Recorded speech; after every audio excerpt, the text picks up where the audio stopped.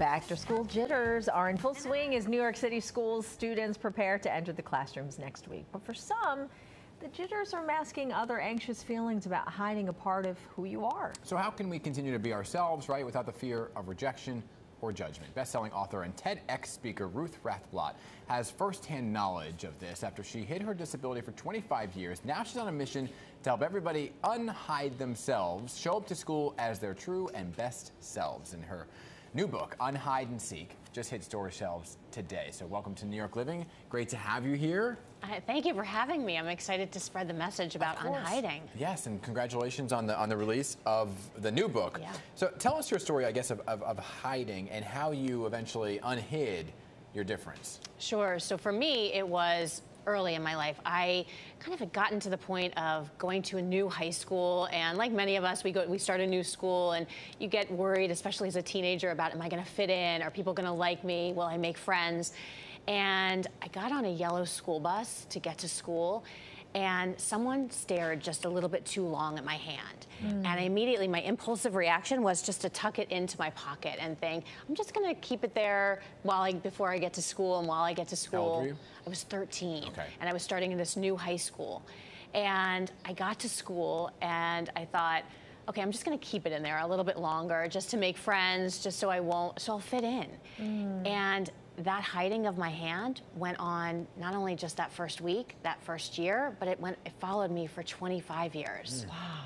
And I went off to college thinking, oh, I'm gonna show up as someone new. I'm gonna, for the first time, not be hiding. And I couldn't stop hiding because I think sometimes when we have that idea in our head that something's different about us, we almost magnify it. Yeah. So when did you stop? So I stopped 25 years later, and I stopped because I met someone who taught me how to unhide. You know how they often say that in order to find love, you have to love yourself first? Yeah. I actually disagree with that. I think sometimes we have to let someone in to show us how to love ourselves. Wow. And that was the beginning of my journey of starting to unhide. Yeah. And then finding a community of people that also had limb differences was super helpful. I found a group called the Lucky Finn Project it's about people with limb differences, and I found people with those shared experiences, with the idea of I wasn't alone. Because I think often when we're hiding, we think we're the only ones that are hiding. Yeah. And we don't realize that most of us are hiding something. Yeah. Yeah. I mean, but a lot of kids may be heading to middle school, a new school, high school, college, and they're going into these environments where there are a lot of differences, and maybe they have something, whether it's physical or otherwise, that they want to hide. You say start out by facing small truths.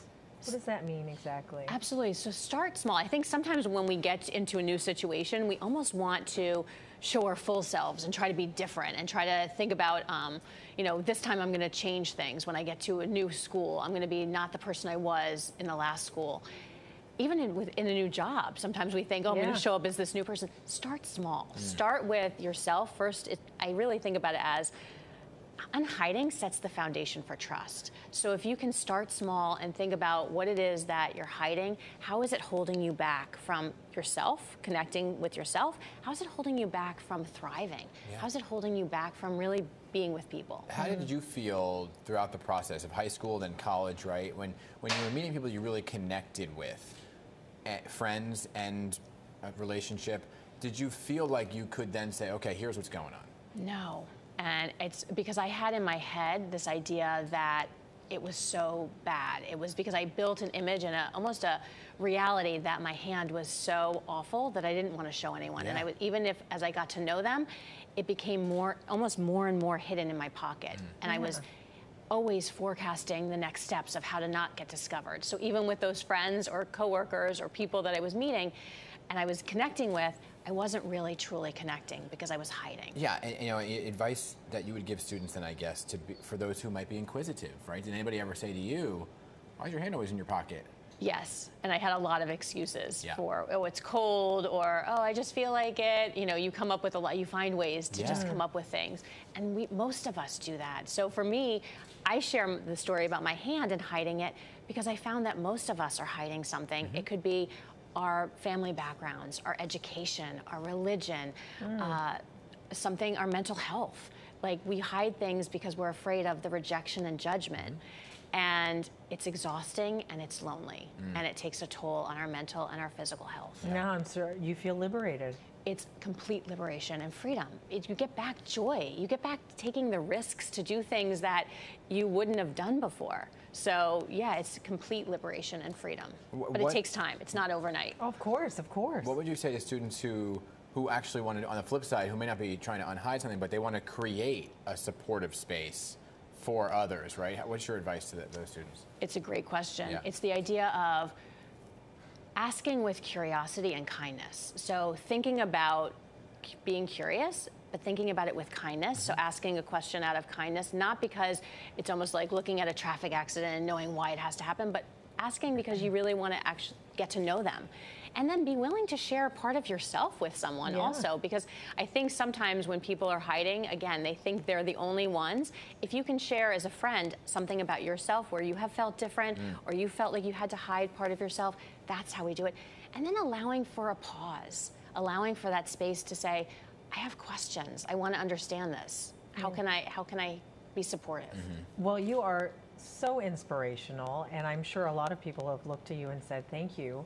So if somebody wants to reach out to you, maybe they're watching right now and are struggling with coming out with whatever they're trying to hide, how can they reach out to you? Sure. The best places to find me are on social media. On Instagram, I spend a lot of time on LinkedIn, and then I have a website, ruthrathblott.com, and where I give lots of resources about how to unhide. The new book, Unhide and Seek, definitely shares how to unhide in your personal life and also how to unhide in your professional life, because we have a lot of kids or students that are now getting their first jobs. How do you share that with a manager and getting support?